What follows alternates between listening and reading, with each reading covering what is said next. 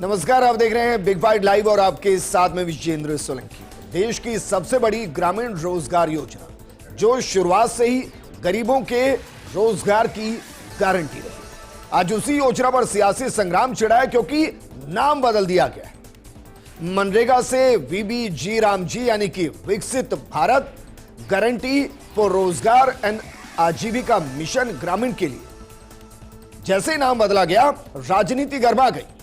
इसको लेकर सरकार और विपक्ष आमने सामने हो गए। विपक्ष का आरोप है कि यह सिर्फ नाम बदलने की कवायद नहीं, बल्कि गरीबों के हक, रोजगार और अधिकारों पर सीधा हमला है। कांग्रेस का कहना है कि बजट में कटौती, कानून में संशोधन और नाम बदलने की आड़ में गरीबों की आवाज को दबाया जा रहा है और इसीलिए कांग्रेस ने 10 जनवरी से 45 दिन तक मनरेगा बचाओ संग्राम का ऐलान भी कर दिया। वहीं बीजेपी पलटवार करती है कि जब जवाहर रोजगार योजना से नरेगा और फिर मनरेगा बना, तब क्या वो नाम बदलने की राजनीति नहीं थी? अगर वीबीजी रामजी में अलग अलग शब्द जुड़कर राम बन गया तो कांग्रेस को इससे तकलीफ क्यों है? मनरेगा में सालों से फर्जीवाड़ा, बिचौली और भ्रष्टाचार फल फूल रहे थे। अब जब सिस्टम पारदर्शी हुआ, भ्रष्टाचार पर लगाम लगी और बिचौलियों की छुट्टी हुई, तो कांग्रेस को दर्द क्यों हो रहा है? आज बात इसी मुद्दे पर, क्या वाकई में सिर्फ नाम बदलना सियासी संग्राम को पैदा कर रहा है या उसके पीछे की मंशा को लेकर सवाल खड़े हो रहे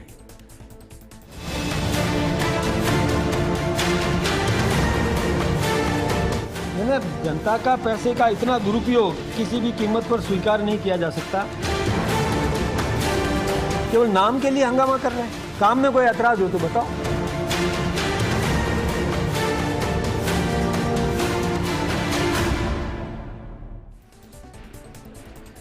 अक्सर हमने सुना है कि नाम में क्या रखा है, कर्म को देखिए, कर्म प्रधान होता है। लेकिन इस देश के अंदर योजनाओं के नाम में बहुत कुछ रखा है, क्योंकि उन नामों के पीछे सियासत चलती है और पार्टियां चलती हैं। लेकिन क्या वाकई में मनरेगा का नाम वीबीजी रामजी होने से इस पर कोई असर पड़ा है, या ये और ज्यादा पारदर्शी और ज्यादा मजबूत और ज्यादा रोजगार सम्मुख हो गई है? इस पर बात करने के लिए हमारे साथ मौजूद है बीजेपी प्रवक्ता सुरेश गर्ग जी, कांग्रेस प्रवक्ता स्वर्णिम चतुर्वेदी जी, राजनीतिक विश्लेषक देवेंद्र शास्त्री जी। शुरुआत स्वर्णिम चतुर्वेदी जी आपके साथ। प्रॉब्लम किससे है? प्रॉब्लम नए नियम से है या नाम बदलने से है? सबसे पहले बताइए, इन दोनों में से प्रमुख तौर पर समस्या क्या है?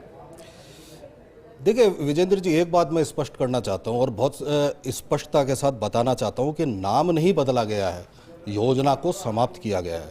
अगर आपने इसकी स्टडी की हो तो बिल नंबर 197 जो पार्लियामेंट में पेश हुआ था, उस बिल के तहत इस योजना को, जो सेक्शन 10 है बिल का, वो ये बताता है कि अब पुरानी योजना जो मनरेगा थी वो निरस्त हो गई है।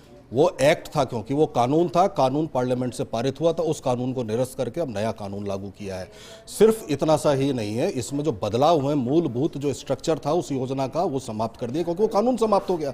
उस कानून के तहत ये था कि किसी भी व्यक्ति को अपनी ग्राम पंचायत में यदि काम चाहिए वो रजिस्ट्रेशन कराता और 15 दिन में काम देना आवश्यक था, और अगर काम नहीं देते उसी स्थान पर जहाँ पे वो रहता है तो उसको मानदेय या भत्ता वो देना आवश्यक था।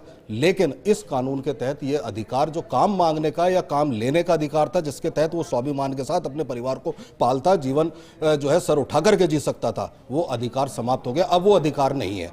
ये तो 125 दिन की गारंटी दे रहे हैं। 125 दिन की गारंटी देना ये नाम में लिख रहा है, ये कह रहे हैं, लेकिन कानून जो बना उस कानून के किस धारा में लिख रहा है कि काम मांगते ही 15 दिन में काम मिलेगा? ये बताइए। इसमें एक गारंटी जरूर है, एक साल में 125 दिन का काम देना है। सुनिए, एक साल में नहीं, मैं जिस दिन बेरोजगार हूं मेरे को उस दिन काम चाहिए।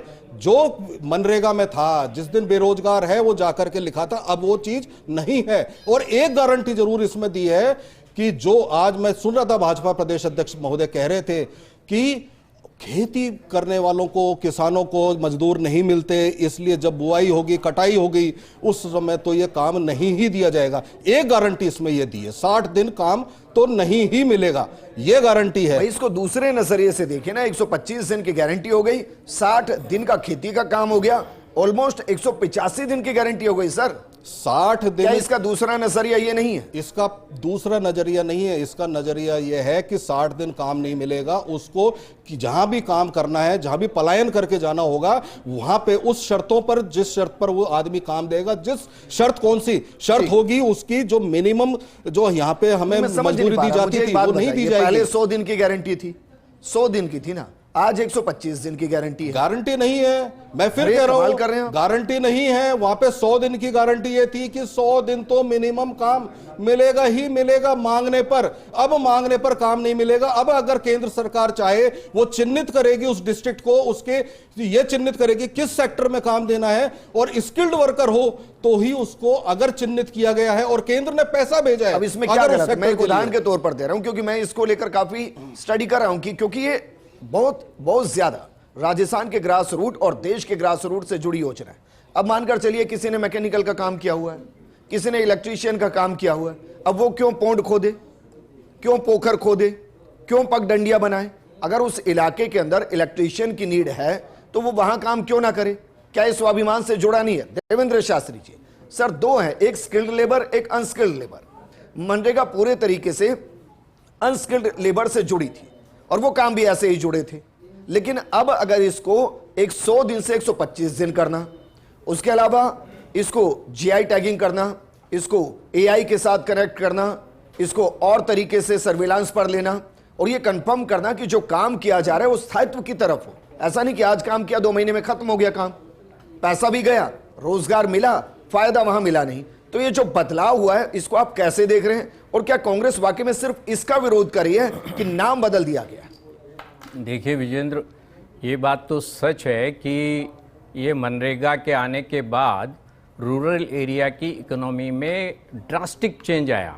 आप राजस्थान के ग्रामीण जीवन में भी बदलाव देख सकते हैं। वहाँ गली गली में दुकानें खुली क्योंकि वहाँ पर लोगों की जेब में पैसा गया। किस तरीके से गया, कितना गया, उसमें कितना भ्रष्टाचार हुआ, ये इसको एक बार हम लोग छोड़ देते हैं और इसको भी छोड़ देते हैं कितना स्थायी। लेकिन ये भी सच है कि कांग्रेस के रिजीम में शुरू हुई ये योजना जो है, ये वैसे तो इंटरनेशनली रिकॉग्नाइज की गई, लेकिन सच्चाई है कि इसमें भ्रष्टाचार हुए, इसमें कोई दो राय नहीं है। कोई ये अगर कहे कि नहीं जी बहुत सलीके से सारे काम हुए थे, ये उसमें भ्रष्टाचार चला।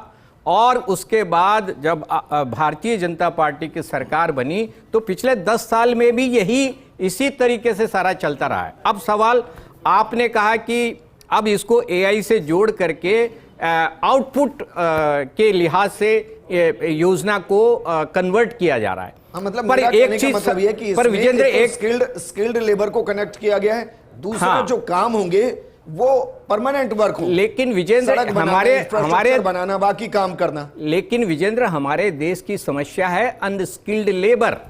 असल में अनस्किल्ड लेबर को अगर आप छोड़ देते हैं तो मनरेगा की आवश्यकता ही नहीं है। आप मुझे बताइए, असल में है ही वो अनस्किल्ड लेबर के लिए। मैंने इसको इन डेप्थ पढ़ा है, मैंने इसमें कहीं नहीं पढ़ा कि भाई 5वीं पास, 8वीं पास, 10वीं पास, ग्रेजुएशन जो ये होंगे वही इस वीबी जी राम जी के साथ कनेक्ट हो सकते हैं। ऐसा तो कोई मेंशन ही नहीं है सर।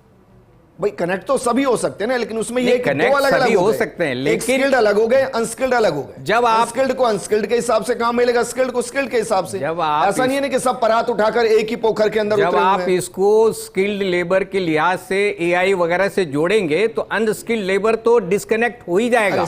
वो इस प्रोसेस में शामिल होना ही उसके लिए डिफिकल्ट काम होगा। एक रोड बनाने में रोड को साफ करने वाले, उसको कंक्रीट बनाने वाले, उसके ऊपर कुछ चलाने वाले और उसको और मेंटेन करने वाले, सब एक तरीके के लोग होते हैं, सब अलग अलग लोग हैं। विजेंद्र, देखिए सरकार की इस मंशा का तो मैं समर्थन करता हूं कि आउटपुट के लिहाज से इसको जो है ज्यादा पॉजिटिव बनाने की आवश्यकता थी और वो किया गया अगर है तो अच्छी बात है। और मैं ये भी नहीं समझता हूं कि ये डिबेट जो है नाम बदलने के नाम पर होना चाहिए। नाम कुछ भी रखें लेकिन मंशा स्पष्ट होनी चाहिए। वही कह रहा हूं। क्या अब इसमें एक सवाल इसमें लगता है, इसमें देखिए मैं मुझे एक जो महत्वपूर्ण सवाल लगता है देवेंद्र जी, वो दरअसल ये लगता है कि भाई पहले 90-10 का रेशियो था, जो मुझे महसूस हुआ कि 90% सेंटर देगी, 10% स्टेट देगा।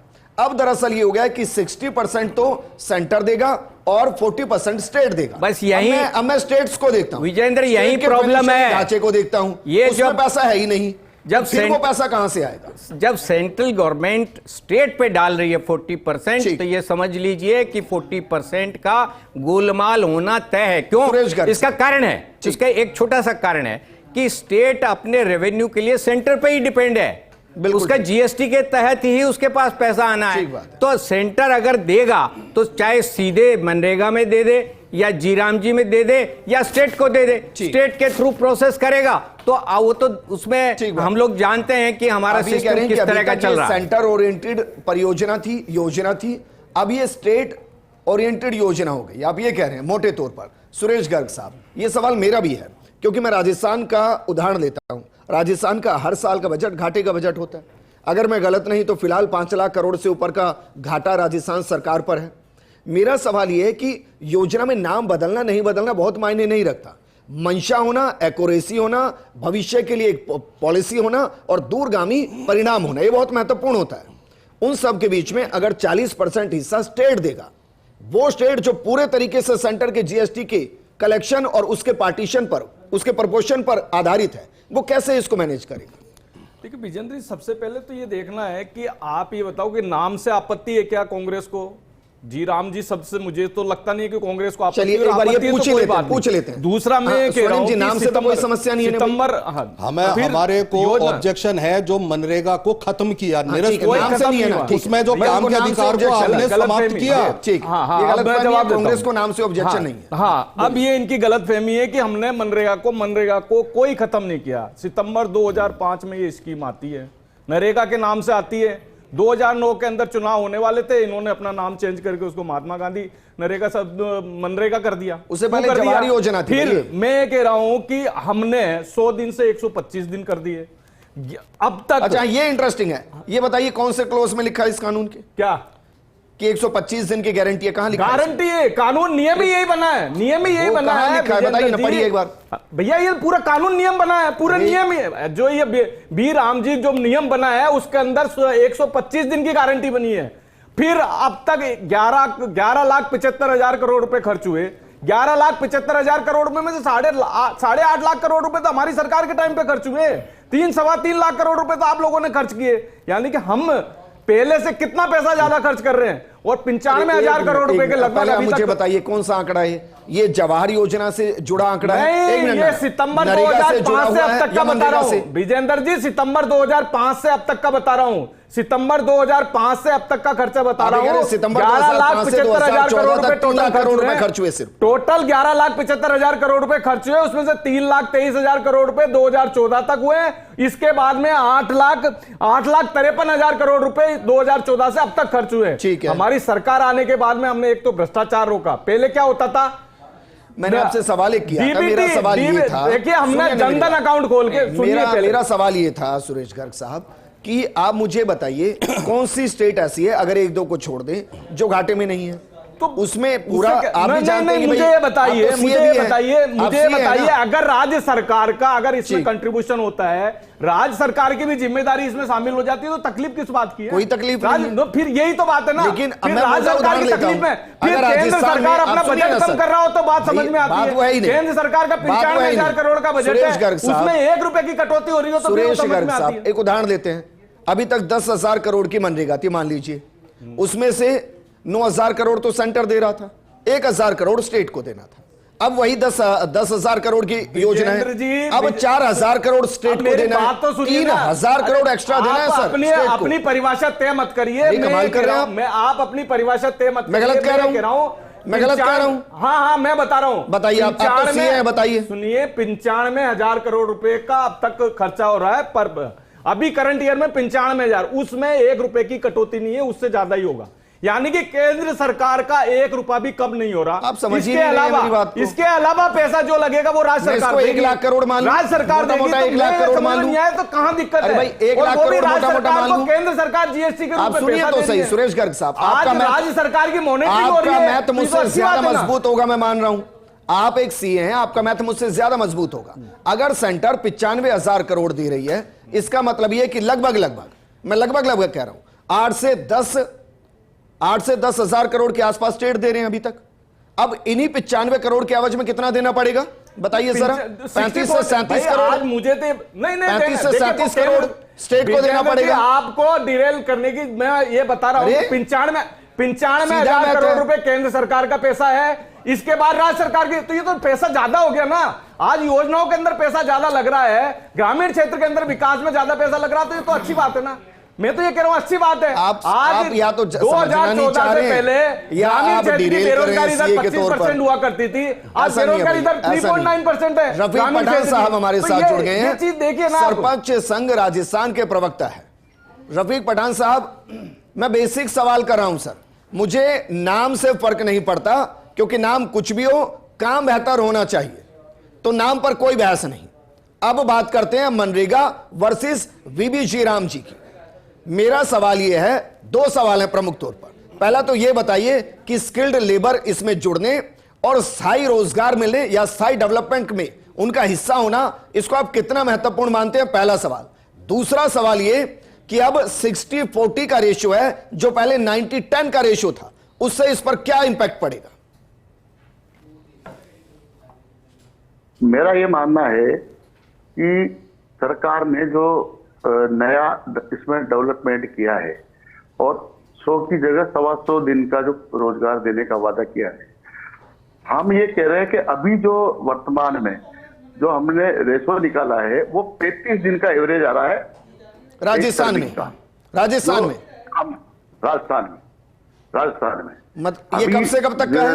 दिसंबर, ये अप्रैल से लेके 31 दिसंबर तक का 31 दिन का रोजगार मिल रहा है मनरेगा में अभी तक ना। ठीक, अभी तक का एवरेज ही आया, औसत।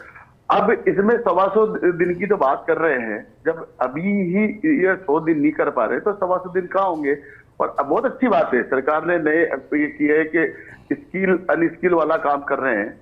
हमें कह रहे हैं कि जो बेरोजगार युवक हैं उनको रोजगार से जोड़ने के लिए आप अच्छा प्रयास करिए, उनको ITI करवाई है और बहुत सारे जिस तरह के वो अपना स्वरोजगार कर सके वैसे भाई उस पर नहीं जाएंगे रफीक पठान साहब, क्योंकि उसके लिए कई योजनाएं हैं। स्किल डेवलपमेंट है, MSME के लिए अलग से योजनाएं हैं, अपना रोजगार खोलने के लिए अलग से योजनाएं हैं। तो मैं उस पर नहीं जा रहा हूं, मैं सिर्फ ये कह रहा हूं कि इस योजना से रोजगार बढ़ेगा या नहीं बढ़ेगा, और स्किल्ड जो लेबर है, जो अभी तक गांव बस्ती के वो काम करते थे, जो शायद उनकी स्किल के लिए था ही नहीं, अगर वो अपनी स्किल के हिसाब से काम करेंगे तो उसमें गलत क्या है? मेरा ये मानना है कि सरकार ने जो नया किया है ये एक तरह से नरेगा को बंद करने की स्कीम है। रही बात 40% और 60%, बंद कैसे सर? अब खुद ही तो आप कह रहे हैं, सरकार आप खुद ही तो कह रहे हैं कि भाई 100 दिन की जगह 125 दिन की गारंटी है, अब आप कह रहे हैं बंद कर रहे हैं। ये कैसा बंद करना हुआ भाई? जिस तरह की इन्होंने उस पर शर्तें लगाई है उस तरह से काम ही नहीं करेंगे लोग बाग तो बंद होना ही। ठीक है, शर्तें बताइए कैसे, शर्तें बताइए कौन कौन सी है? लगा दी भाई, ऐसी कौन सी शर्त नहीं लगा दी? बता रहे हैं, बता रहे हैं, बताइए कौन कौन सी क्या शर्तें? शर्त लगा दी है? अरे बता रहे हैं भाई, रुकिए, बताइए। जैसे कोई भी काम है, ठीक उस है, काम की जियो टैगिंग करनी है। हाँ। पहले ऑफलाइन होता था, ऑनलाइन होगा। हाँ तो अरे तो जीरो टैगिंग ना, अब गलत है रफीक जी। आप जीरो टैगिंग कोई उसको थोड़ी ना करनी है जो काम कर रहा है, जियो टैगिंग उसको करनी है जो काम करा रहा है अभी। और इसमें क्या गलत है? मैं वही बोल रहा हूं कि अगर कहीं बैठकर मॉनिटर हो सके कि 20 आदमी यहां पर वीबी जी राम जी में काम कर रहे हैं, उन्होंने आज इस टारगेट को पूरा किया है और इस टारगेट की कीमत यह है, और वो मनरेगा के अंदर काम करते हुए जस्टिफाई कर रही है नहीं कर रही है, इसमें क्या गलत है भाई? क्योंकि हमने तो यह भी देखा है, कागजों के अंदर पोखर बन गया, कागजों में पौंड बन गया, कागजों में सड़क बन गई, कागजों में पार्क बन गया, कागजों में पौधे लग गए, और जमीन पे देखा तो कुछ नहीं। हमने तो यह भी देखा है कि रोस्टर के अंदर बाकायदा इतने मनरेगा में काउंट हैं, और जाके देखा तो वहां JCB चल रही है और सब अपने घर सो रहे हैं आराम से। हम तभी तो काम नहीं हो पाए ना, ये सब चीजें हुई तभी नहीं हुआ। हम तो कह रहे टारगेट बेस्ड काम दीजिए किसी भी नागरिक को, वही हो रहा है सर, वही कर रहे हैं, समझा, वही हो रहा है। लेकिन सुरेश गर्ग साहब, ये गंभीर इशू है सर। हाँ जी बताएं। अप्रैल से लेकर दिसंबर तक सिर्फ अगर 31 दिन का काम वर्तमान में दे पा रहे हैं, तो 125 दिन का काम कैसे देंगे भाई? वीरेंद्र जी, यही वजह से हमने इस चीज को, योजना को पूरा चेंज किया है कि एक व्यक्ति को 125 दिन का काम मिले। हमने इसको इंफ्रास्ट्रक्चर से जोड़ा है, ग्रामीण रोजगार से जोड़ा है, मतलब जल संरक्षण से जोड़ा मतलब है। आप ये कह रहे हैं जानबूझकर आपने काम नहीं दिया, जोड़ा है गर्ग साहब, जानबूझकर काम नहीं दिया 70 दिन का आपने। भैया मैं यही कह रहा हूं, ये जो फर्जीवाड़ा होता था ना पहले, अरे आपकी सरकार है भाई। 85 लाख जॉब कार्ड फर्जी पाए गए थे। किस तरीके से फर्जीवाड़ा होता था? पहले अकाउंट में पैसा ट्रांसफर नहीं होता था, केस में पैसा जाता था, करोड़ों रुपए का भ्रष्टाचार होता था। जब वो उस भ्रष्टाचार को रोक रहे तो तकलीफ हो रही है सबको। हम तो भ्रष्टाचार को रोकने एक अलग इशू है, और एक गरीब आदमी को रोजगार ना देना एक अलग इशू है। बेरोजगारी दर कम हो गई है, 3.9% बेरोजगारी दर। बहुत हमने काम किया तभी तो हुई ना। देवेंद्र शास्त्री जी, बेरोजगारी दर, ठीक है देवेंद्र शास्त्री जी, आंकड़ा मेरी समझ से बाहर। एक तरफ आप 69 डेज का काम नहीं दे रहे हैं अभी तक, बेरोजगारी दर कम हो गई है, कहा यह जा रहा है कि भ्रष्टाचार को कंट्रोल करने के लिए ऐसा किया गया। मेरा कंसर्न अलग है, भ्रष्टाचार को कंट्रोल करना अलग इशू है, और गरीबों को, बेरोजगारों को रोजगार देना एक अलग इशू है। गारंटी रोजगार देने की थी, भ्रष्टाचार रोकना तो काम है। देखो विजेंद्र, इसको 2-3 एंगल से समझने की जरूरत है। एक तो इस तरह की योजना, रोजगार परक योजना को परसेप्शन की लड़ाई में बदलना, मैं समझता हूं कि भारतीय जनता पार्टी को इसके नामकरण में जितनी एक्सरसाइज की है, जी राम जी शब्द लाने के लिए, उससे ज्यादा अगर ये इसकी मैकेनिज्म पे एक्सरसाइज कर लेते तो मैं समझता हूं कि मदन जी को मदन जी को मदन जी को प्रेस कॉन्फ्रेंस करने की जरूरत नहीं पड़ती। मैं ये कह रहा हूं, सुरेश जी कह रहे हैं कि साहब भ्रष्टाचार रोकने के लिए हुआ, 10 साल से इनसे भ्रष्टाचार रुका नहीं, अब कौन सा तरीका लगाएंगे? दूसरी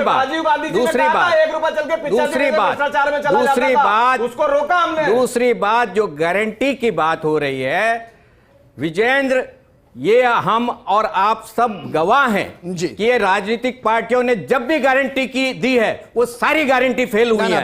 एक गारंटी भी इन्होंने अगर प्रमाणित की हो तो बता दे, चाहे कांग्रेस हो चाहे भारतीय जनता पार्टी। देवेंद्र शास्त्री जी, घोषणा पत्र में वादे और गारंटी देना अलग इशू होता है, और लोकसभा में पारित करके कानून बनाना यह अलग इशू होता है। यस, तो मैं वही जानना चाह रहा हूं कि अगर गारंटी पूरी नहीं हुई तो किसको सजा मिलेगी? क्या उसमें प्रावधान है कानून में? ये सवाल, कानून में कोई प्रावधान है कि अगर गारंटी पूरी नहीं हुई तो क्या होगा? नहीं मिला तो मुआवजा भी मिलेगा। मुआवजा, उसको पैसा नहीं मिला तो मुआवजा का प्रावधान दिया है इसके अंदर। अगर मान लो समय पे पैसा नहीं मिलता है तो उसमें मुआवजे का प्रावधान दिया गया। आप जो कह रहे हैं वो ये कह रहे हैं उसने काम कर दिया, 7 दिन में पेमेंट नहीं हुई तो ब्याज सहित पैसा मिलेगा। सवाल ये नहीं है, सवाल यह है कि अगर आप इसका नाम गारंटी फॉर रोजगार एंड आजीविका, मैं इसको इसलिए गिन रहा हूं, हो सकता है किसी को राम जी के नाम से दिक्कत हो, तो मुझे बताइए अगर किसी स्टेट में 100 दिन का काम नहीं मिला तो फिर क्या होगा? कैसे नहीं मिलेगा? आप तो गारंटी दे रहे हैं, सजा देंगे, सजा देंगे, 100 दिन की गारंटी एक्ट में बताइए, जनता को बताइए कि अगर नहीं हुआ सुरेश गर्ग क्या परिणाम होगा? सजा को छोड़ दीजिए, चलिए सजा छोड़ दीजिए, हाँ ठीक है, सजा छोड़ दीजिए। सुरेश गर्ग साहब प्लीज, सुरेश गर्ग साहब सजा छोड़ दीजिए। मैं ये कह रहा हूं इसमें कहीं मेंशन है कि मानिए कहीं परिस्थितिवश 125 की जगह 100 दिन का ही काम दिया तो जो मनरेगा, सुनिए सर, जो मनरेगा के अंदर लिस्टेड है उनको 25 दिन का पैसा दिया जाएगा। अरे भाई 31 दिन का काम दिया आपने, 100 में से 31 दिन का काम राजस्थान में है, और ये मैं नहीं कह रहा हूं, ये मैं नहीं कह रहा हूं, ठीक है। अब तक पैसा खर्च किया वो प्रूफ बताया हमको। स्वर्णिम जी फाइनल कमेंट आपका, आप एक बार के लिए छोड़ दीजिए कि राम जी का नाम है, ये गारंटी फॉर रोजगार और आजीविका मिशन है। अब मुझे बताइए इसमें से कुछ भी आपको ऐसा लूज पॉइंट दिख रहा है जिसको लेकर आप 45 दिन का आंदोलन करेंगे? जिस दिन हो सकता है 45 दिन का आप आंदोलन कर रहे हो, लोग वीबी राम जी में काम कर रहे हो, फिर क्या करेंगे? जिस दिन ये गारंटी दे देंगे कि 125 दिन की भाई नाम ही गारंटी है। मैं नाम के अलावा और कहां गारंटी है, मैं सिर्फ ये जानना चाह रहा हूं। मनरेगा में गारंटी था कि 100 दिन की गारंटी तो है ही, मांगने पर मिलेगा और नहीं। और सुनिए, इसका एक कारण था, केंद्र सरकार जो बजट रखती थी वो बजट होता था प्रोविजनल। अगर उससे ज्यादा भी खर्चा होता था तो हमेशा प्रावधान ये रहा कि मान लीजिए 90,000 करोड़ रखे आपने रखा तो 1,10,000 करोड़ भी खर्च हुआ है, अगर मांगा तो दिया। और यहां पे कहां है, इसमें कौन से एक्ट में प्रावधान है जिसमें दोगे 125 दिन की गारंटी? बताओ। अरे आपने तो आपके पूरे 11 साल में 43 दिन का एवरेज आ रहा है, 43 दिन, 100 दिन का भी काम नहीं दिया। और अरे नरेंद्र मोदी जी की सरकार ने कितने दिन काम दिया? 43 दिन एवरेज। और यहाँ पे इस एक्ट में जो गारंटी थी, जो जी सर उठा करके जी सके एक मिनट और अब सोनी जी, ये एक अलग एंगल है भाई। 2005 से 2014 तक 2014 तक 3 लाख करोड़ खर्च हुए, 2014 से 2025 तक 8 लाख करोड़ खर्च हुए। आप कह रहे हैं कि काम कम दिया, विजेंद्र ये कैसे मुमकिन? सुनिए, हमने जब ये योजना बनाई थी ना, तो लोग कम जुड़े। सुनिए, अरे नहीं साहब, आप सुनिए पहले, इसको आपको ये समझना पड़ेगा। ये कंसील जब हमने की थी, बनाई थी, तो ये 7 सितंबर को एक्ट पास किया था। 100 डिस्ट्रिक्ट्स में पायलट प्रोजेक्ट चला पहले। 21 महीने तक सारे प्रदेश की विधानसभाओं में जाकर के इस पे चर्चा हुई और सबने माना सर्वसम्मति से, चाहे बीजेपी हो, चाहे कांग्रेस हो, चाहे अन्य दल हो, सबकी सरकारों ने माना कि हाँ ये अच्छी योजना है और जरूरी है। योजना तो भी नहीं बदल रही है भाई, नाम ही तो 21 महीने, बाकी तो इसको अरे योजना खत्म। योजना में हमने एक प्रावधान और किया था। फाइनल कमेंट मैं आपसे चाह रहा हूं, छोटी सी आपने तो इन डेप्थ पढ़ा होगा, आपने तो इन डेप्थ पढ़ा होगा, बस कंसर्न बता दीजिए कि 1-2 कंसर्न क्या है जिन पर और इन डेप्थ बातचीत हो सकती है। मेन चीज आ रही है इसमें 40% राज्य का हिस्सा और 60% केंद्र का जी। अभी तक 10% था राज्य का। हमारे राजस्थान का 5,000 करोड़ रुपए का सामग्री का पैसा अभी केंद्र पे बकाया है, वो अभी इनसे दिया नहीं जा रहा क्योंकि राज्य सरकार अपना हिस्सा पूरा नहीं दे रही है।